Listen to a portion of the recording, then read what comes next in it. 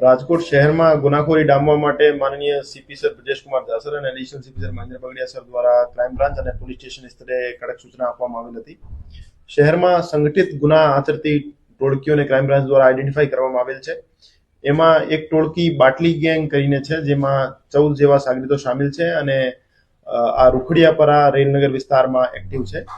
એના વિરુદ્ધ ગુસ્સી ટોક હેઠળ કાર્યવાહી કરવા માટે એસીપી શ્રી બસિયા સાહેબ અને એમની ટીમ પીઆઈ શ્રી ગોંડલિયા સાહેબ, પીઆઈ શ્રી ડામોર સાહેબ અને પીઆઈ શ્રી જાદવ સાહેબ, પીએસઆઈ શ્રી જાડેજા સાહેબ દ્વારા મહેનત કરી જીસીટીઓસી હેઠળ એક દરખાસ્ત તૈયાર કરવામાં આવેલ હતી અને જેના આધારે પ્રનગર પોલીસ સ્ટેશનમાં એક ગુનો દાખલ કરાવવામાં આવેલ છે. આ ટોળકીમાં કુલ 14 સભ્યો સામેલ છે, જેનો લીડર તરીકે સાવન ઉર્ફે લાલી છે, જે હાલ જેલ હવાલે છે.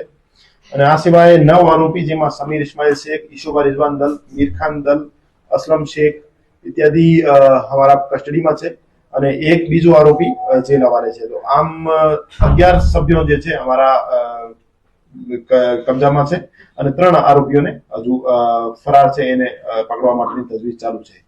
આ આરોપીઓ વિરુદ્ધ ખૂનની કોશિશ, લૂંટ, ગેરકાયદેસર મંડળી, પોલીસ ઉપર હુમલો, એનડીપીએસ નું વેચાણ જેવા 57 કરતા વધારે ગુના છેલ્લા 10 વર્ષમાં દાખલ થયેલા છે અને એને ધ્યાને લઈને એના વિરુદ્ધ જીસીટીઓસી હેઠળ એક કાર્યવાહી કરવામાં આવેલ છે. અને આ સિવાય પણ રાજકોટ શહેરની બીજી ટોળકીઓ ઉપર કામગીરી અત્યારે ચાલુ છે અને એના વિરુદ્ધ પણ જીસીટીઓસી હેઠળ કાર્યવાહી કરવામાં આવશે.